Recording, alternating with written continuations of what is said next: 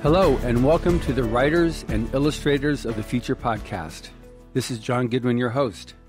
This podcast is dedicated to the aspiring writer or artist and will provide inspiration and tips from top professionals in the field, along with contest winners and a few surprise guests. Today, we're at the World Fantasy Convention, and we're with Terry Madden, Rise to Future Volume 30 winner, with her short story Animal. Welcome, Terry. Thank you for having me. I'm glad to be here. So, as we discussed before we started this podcast interview, the purpose of Rise to Future hasn't changed in the 36 years that it's been in existence, and to provide that inspiration for the aspiring writer and artist. And so we're very excited that we're able to speak with you. And yours is a bit of a unique story on how you won the contest, not having known anything about it until you read that entry in one of our past winners' books. So tell me your journey there. Well, I think every writer has their own journey into writing itself and to finding the contest. Mm-hmm. And I had been writing for years. I wrote historical fiction. I started in the 80s, wrote several novels, got an agent, got it marketed, didn't sell, started writing screenplays, won an award with screenwriting, did pretty well, optioned some scripts, never produced. And then a series of unfortunate events which culminated in burning my house down with all my writing, my computer, and of course I had my backups right next to my computer. I took a hint from the universe that maybe I should take a break and do something else. So I started teaching. I got my teaching credential, went back to teaching chemistry, and the only thing I wrote for about 13 years was tests. So wow. It was kind of like I had an old writing teacher, R.M. Soroyan, William Soroyan's son. And he always told us, he said, the only reason for anybody to write is because you have to. And if you don't have to, don't. And I thought, well, I don't have that urge. It's kind of stopped. So no writing. I taught a screenwriting class and things like that and enjoyed the kids. And then one of my students came along, and he and I started talking about role-playing games and how, gee, maybe the people you're talking to on a role-playing game really are dead people, and they're conversing with you through this game. And it started, wow, that's a cool idea. And so we started talking about it. It's like, oh, I think I need to write again. And so I wrote a fantasy novel, and then I tried the old trick of, querying agents and trying to put it out there. And it's like, wow, things have changed in the 13 years since I've been doing this. It's not quite as easy as it was before. And so I started researching how are other fantasy writers getting recognized. And I found Pat Rothfuss's blog, and he said, well, I just decided I'm going to win Writers of the Future. It's like, what is this thing, Writers of the Future? And I looked it up. Wow, it's a big contest. So I said, I've never written a short story before. I consider myself a novelist.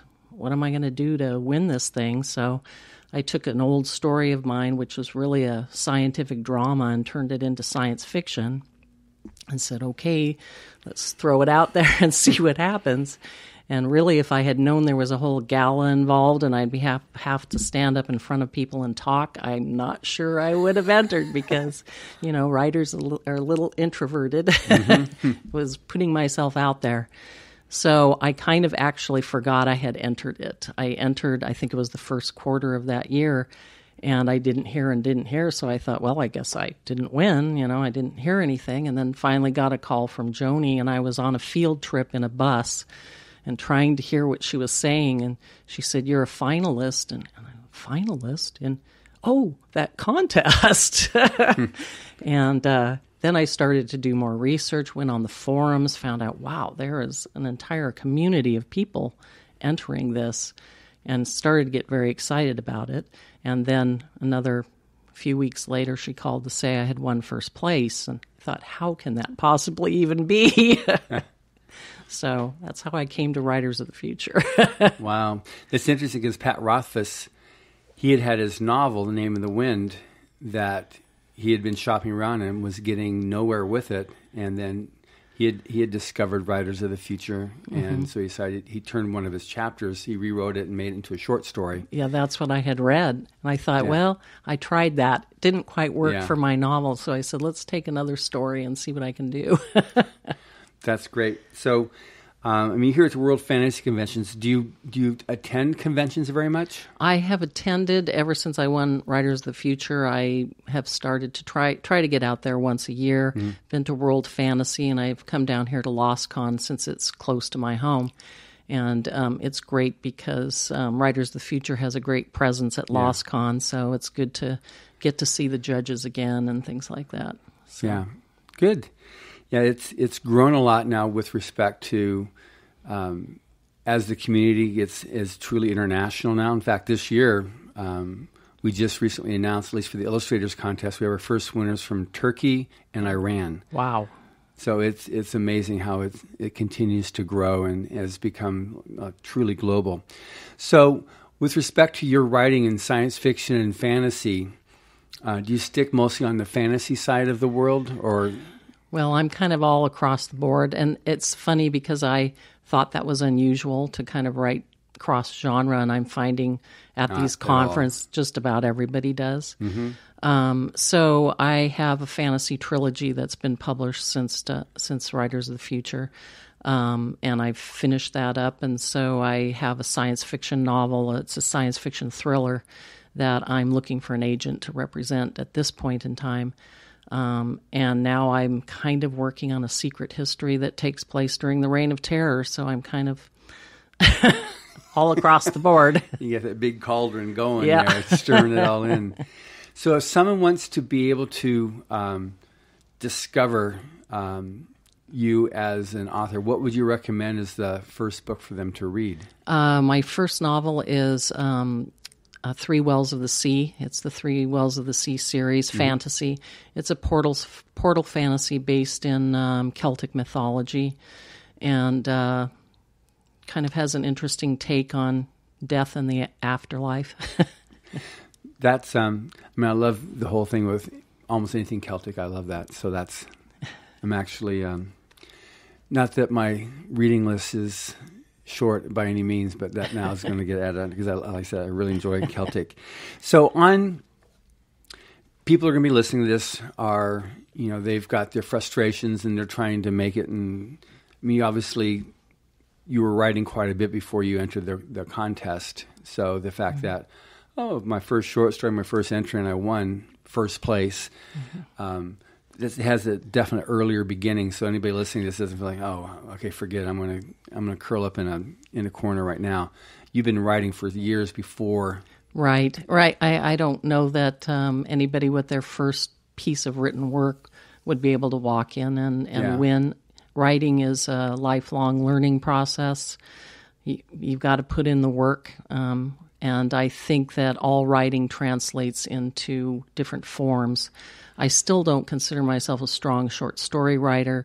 I consider it really a good learning ground to learn mechanics and you find your voice and things like that. So whatever your strengths are, there's some people who only write short stories and they are amazing at it, but writing a novel is a little more daunting. So I think finding your own genre, your own voice is important. I know that I had never tried science fiction before. I had written historical novels, and it kind of opened up a whole different mindset for me when tried it. Just try it and see what works for you.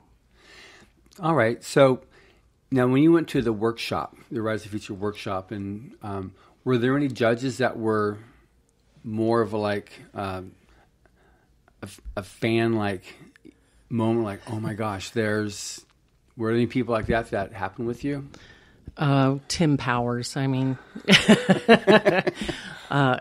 I remember walking into the lobby of the hotel and Joni met me there, and she said, "You've got to meet Tim Powers because he just loved your story." And it's like I could have just died right then. So having him tell me the things he did and encourage me the way he has was just invaluable.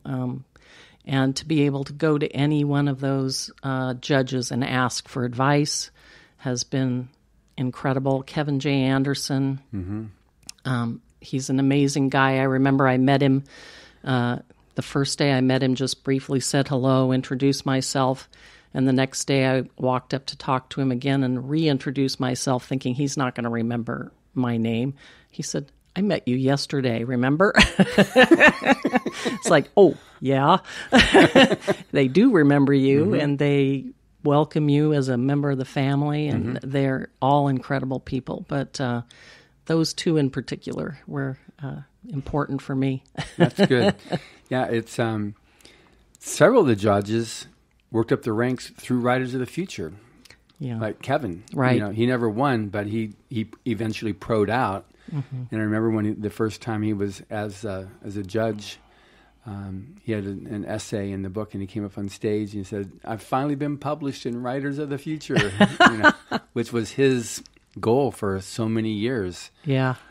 You know, but it was interesting. Like Brandon Sanderson is a finalist in a contest. You know, it does provide that inspiration that one needs to have a reason to keep on persisting. Yes, it definitely makes you believe in your own work, because writing is a very solitary profession, and you really, unless you have a really good group that you can bounce your writing off of, you don't know whether it's saleable or good or bad, or but to have that validation from the gods of the genre are pretty amazing. So it propels you on, so that when you get into those dark times, and everybody does, believing that you can't do it and what you've written is not worth selling, you can go back to that well of belief in those judges that they've given you, and that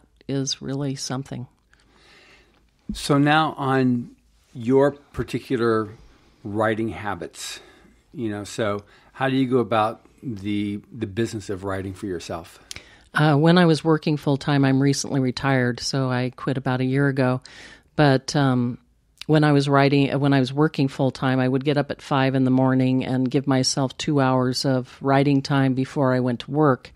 And having a discipline that you know you're going to write at a particular time of day.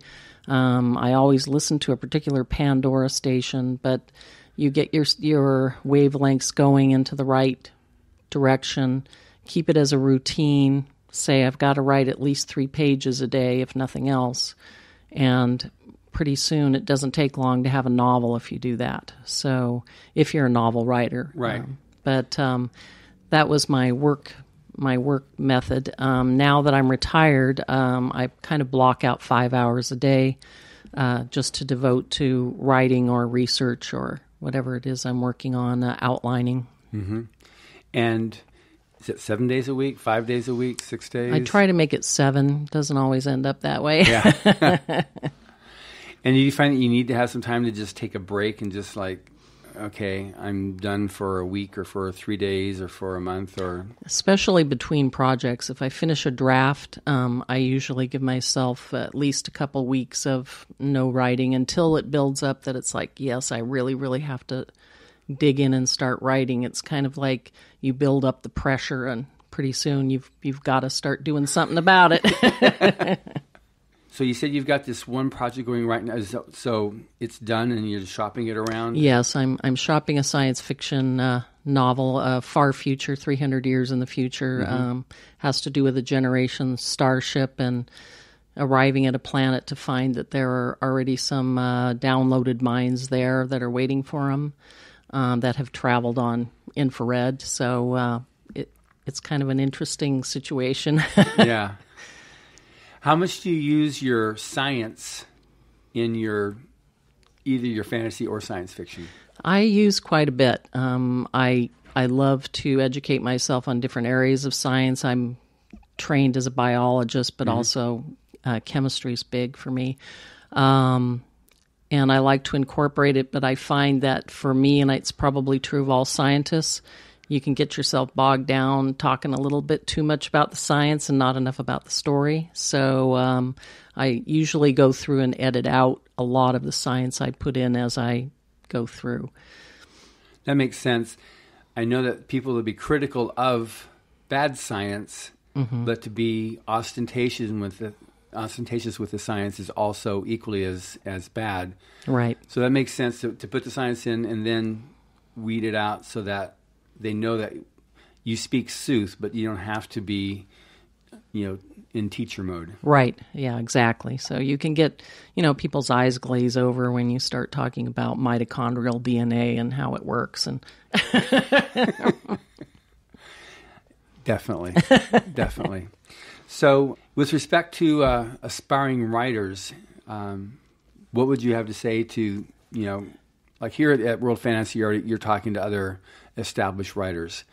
But in terms of when you say you go to LostCon, and if someone were to come up to you and ask, what tips do you have, I would say that don't write just for yourself and keep your work as something of your own. Don't be afraid to share it with others, but be careful with choosing your critique group. Make sure you find some friends who are on the same writing path you are, and encourage each other. Try to learn from critiques, but don't take everything as gospel. In the end, it's your own story, and when people start to try to manipulate stories too much, you try to write to everyone, and you're really writing for your vision. It's yours. Don't let anybody steer you into a wrong direction. Definitely, I think that's really a really important thing, because if you give up on your integrity as an author, then that's at that point now you're a copywriter for a marketing agency. Right. Yeah. So did you ever get involved with the Writers of the Future Forum? I did for a while there, a couple of years. I did. I do need to get back. Now that I'm retired and I have the time, I need to go back on there. I know Martin's doing a lot of work in there, and it's good to encourage. And Wolf Moon also now he was last year's winner. He's also very active. Wolf's in there. Yeah, he did a lot of stuff before, and now as a winner, he wants to be in there and help as a moderator too, which has been great. Right. Yeah, I'd love to get back in there and talk to people. Yeah.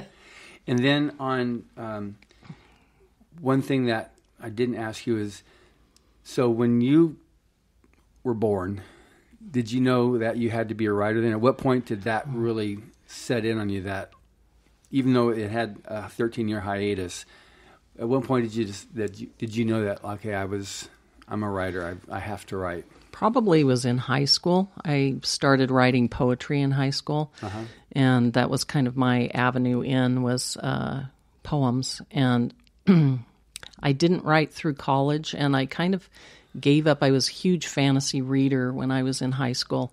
I remember being in class. I'd sit in class and have my book behind the person in front of me, and as long as I looked up and made eye contact with the teacher every now and then, I read the entire Lord of the Rings series. I read everything, especially in English class, and then I won the English award. So it's like, yeah, reading does transfer.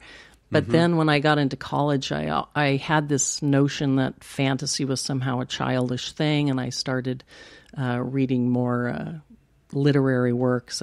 And, of course, you're reading for class. But and so I had kind of put it away for a long time. So when I came back to fantasy, it's like, I wonder if I could actually write that. I mean, it's much harder than it appears, because if you've got magic in a system, magic is a tricky thing because it has to have its own set of rules. It has to follow those set of rules and be true to them. I think that's harder than science. I mean, science has got its rules. Right. You follow them, you're good to go with the story, but boy, magic is a tough one. Yeah, you got to create the world and stick to the rules of that world. Right. Yeah. Yeah.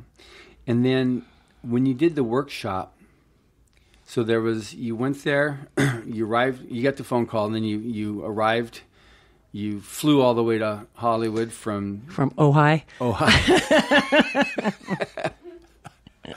And then you're at was it the Lowe's Hotel? Yeah. At the Lowe's Hotel with all the other winners and the judges in that week-long workshop, and then the awards ceremony. So any particular points that stand out for you as real takeaways for yourself? I think the treatment that the judges gave when they all came in to speak, and Dave and Tim teaching us every day, they were teaching us about the business of writing. It was something totally different than I had ever had before. Every other writing workshop I had been in was about the craft. And they talked a little bit about craft, but the thrust of it is you are now a professional. We've recognized you as such. Here's how you're going to behave in the world, and this is how you keep your place amongst the writers of science fiction and fantasy. You know, here's your do's and don'ts, and welcome to the world. It's kind of a scary thing, but it was very different from anything I'd ever experienced before. And building the camaraderie with the group that you have won, making friends that you'll carry on for life. Mm-hmm. So people you can bounce ideas off of, you can run your query letter by, all of those things. Good. So I guess if someone wants to be able to find you, how do they find you now? I have a website. It's terrymaddenwrites.com, mm-hmm. and I have links to my email there, my Facebook page, Twitter. You can leave me a message. I'd love to talk to anybody. Good. Yeah, and if anybody has any questions of Terry, definitely do write her, because she's a lovely woman and is very willing to impart any help that she can possibly do. Yep, I'm available. Great. Thank you very much, Terry. Thanks. And thank you for listening. Subscribe to the Writers of the Future podcast wherever you get your podcasts. Writers and Illustrators of the Future are contests created by L. Ron Hubbard to provide a means for the aspiring writer and artist to be seen and acknowledged. It is free to enter and open to new and amateur short story writers and artists of science fiction or fantasy. Again, thank you very much, Terry. Thank you.